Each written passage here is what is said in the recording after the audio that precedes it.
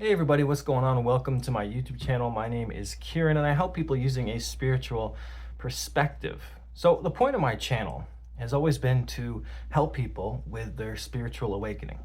But I think you start hearing this kind of phrase or this term, spiritual awakening, and a lot of people, definitely including myself in the past, would automatically assume, bullshit, nonsense, right? So it really, I think, is important. It would behoove us to talk about what the fuck a spiritual awakening actually is versus what people think that it is, right? And even within spiritual communities, I would say that people seem to be arguing and getting into debates about what is a spiritual awakening and what it means, what it truly means, what it could mean. And nobody can really seem to land on any sort of like a strong consensus, right? Everybody just keeps arguing about the most random stuff. So to me, spiritual awakening has always been about the process of understanding oneself at the deepest possible level, right? So you have to think about what makes you a human, right? So there's obviously a physical body, right? But then there's your thoughts, your mind, right?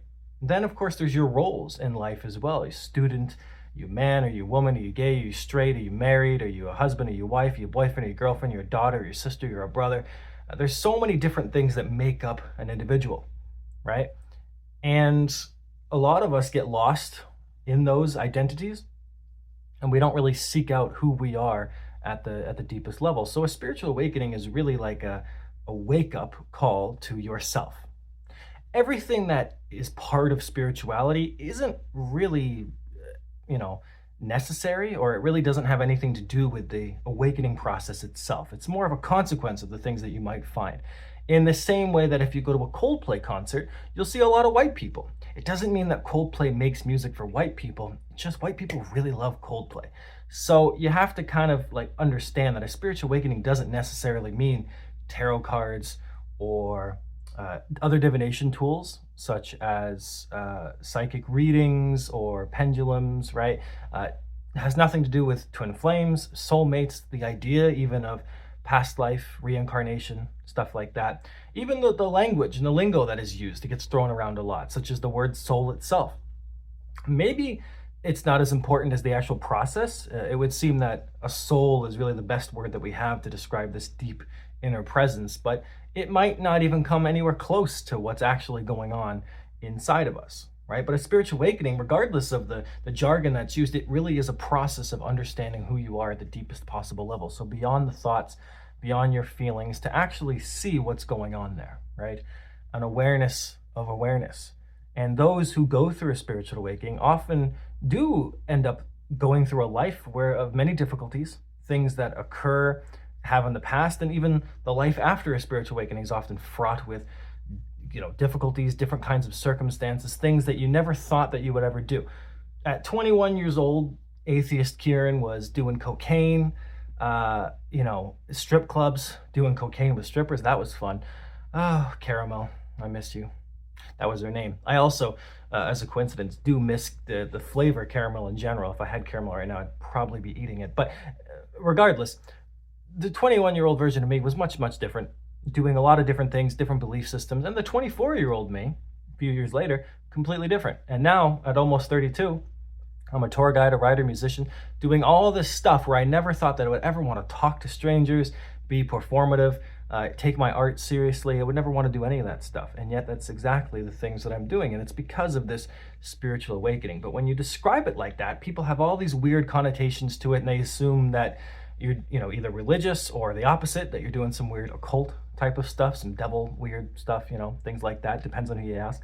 And even within the spiritual community, there's gatekeepers and guidelines of what you should believe and what you can't believe. And people throw labels all around, and they want to box you in just as much as anybody else that's very traditional and religious would want to box you in. But that's never been the point. The point of a spiritual awakening has always been to definitively figure out who you are and what you care about. Because regardless if you believe in past life reincarnation or not, this is the life. This is what you get. You get this experience, and in this experience, you have to ask yourself, what matters to me? What am I trying to get out of this? And to me, if I'm imagining my life as a timeline, And let's say that I die at 82 years old, probably on the toilet at a Burger King somewhere, assuming Burger Kings are still around. That would be a miracle in of itself, but they shouldn't even be around now. Anyway, I digress. So let's assume that it's a timeline and I see myself back then and I'm dying. What would I want from here to that point? And ultimately, I would want to understand myself. I would want to know who I am and to truly love, right? We always think of love in a romantic sense, but to truly appreciate and accept the version of myself that exists, this experience, to accept the experience that I'm having. Because the experience that I'm having is always happening and it will always happen until I die in that Burger King. But 4 years ago, same experience, right? Different perspective, different thoughts, different ideas, different feelings, different circumstances, different body. But my experience, my actual life has always been existing with me, right? And I want to understand that life and I want to understand the version of myself that's always experiencing it. Because most of us are living a life that's, we're stuck in unhappy relationships, bad marriages, good jobs that don't serve us. People make their choices because they feel they have to make those choices.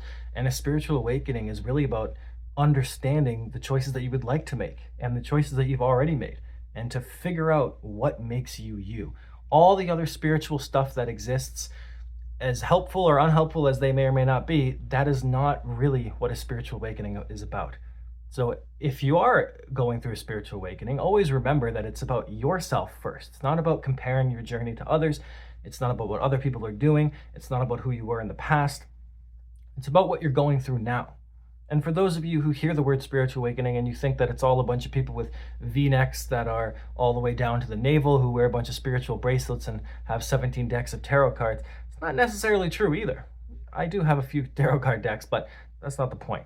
I don't need to make every conversation about spirituality, nor do I need to gatekeep other people into what they would like to do with spirituality. But ultimately, a spiritual awakening is always going to be about the process of understanding oneself at the deepest level. And that's the only thing that you need to keep in mind with this journey. If you always keep that in mind, you won't stray too far from the supposed path.